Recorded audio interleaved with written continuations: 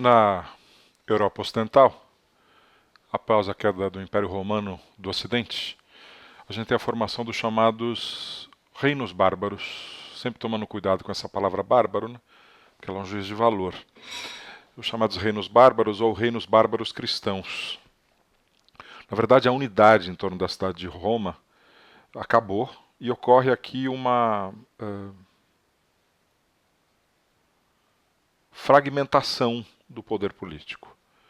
Surgem diversos reinos e uma das marcas desses reinos é a fragilidade dos governantes.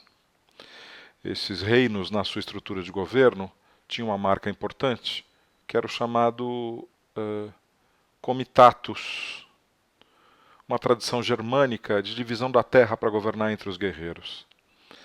Essa tradição de divisão da terra entre os guerreiros explica para a gente um pouco a fragilidade do poder político nesses reinos bárbaros nascentes. Agora, um elemento importantíssimo é o que ocorre com o cristianismo nesse processo de formação de uma nova Europa. Bom, selecionei aqui essa imagem do batismo de um cara chamado Clovis. Clovis é um rei do chamado Reino Franco.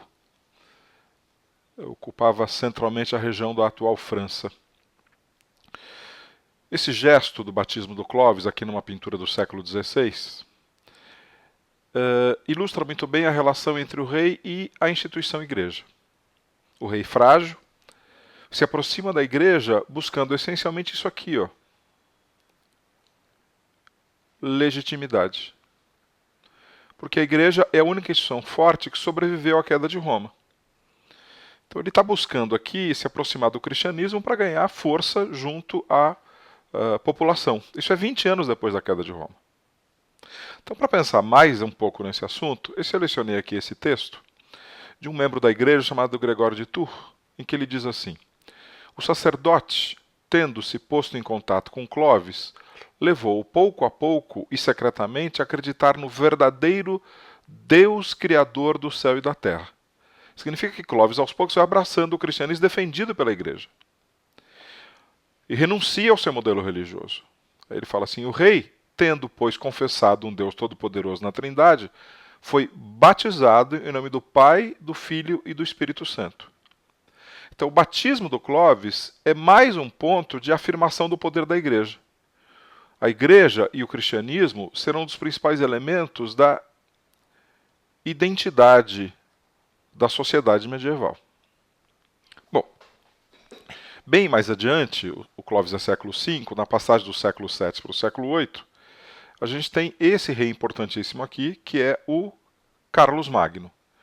Sem dúvida o mais importante rei franco. E mais uma vez o realce é a sua aproximação com a igreja. No Natal do ano 800, o rei foi consagrado imperador pelo próprio Papa, num símbolo das relações entre Estado e igreja. Carlos Magno vai ampliar muito o tamanho do reino, vai conquistar várias áreas. Ele é o monarca que conquistou Roma e entregou aquela terra para a igreja, alegando que aquilo seria o patrimônio de São Pedro. Então ele reforça a aliança com a Igreja Católica e ele busca tomar medidas em prol de uma centralização do poder.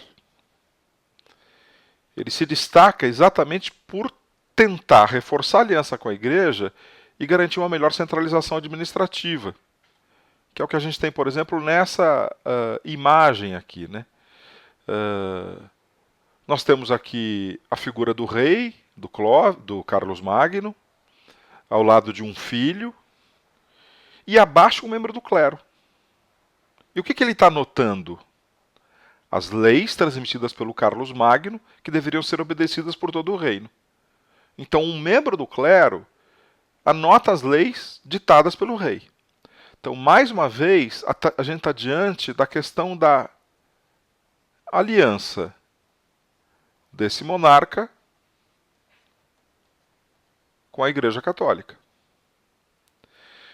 Nesse processo de buscar fortalecer o poder, Carlos Magno incentivou o estudo do latim, do grego, do direito, da filosofia, criou escolas, Por isso, é muito comum afirmar que o período de governo do Carlos Magno ocorreu uma efervescência cultural chamada de Renascimento Carolíngio. Há uma aproximação com a igreja, há estudo do latim, do grego, do direito, da filosofia, enfim, há uma grande produção artística muito ligada à questão da religiosidade cristã. Então, Carlos Magno é o apogeu desse processo dos reinos francos.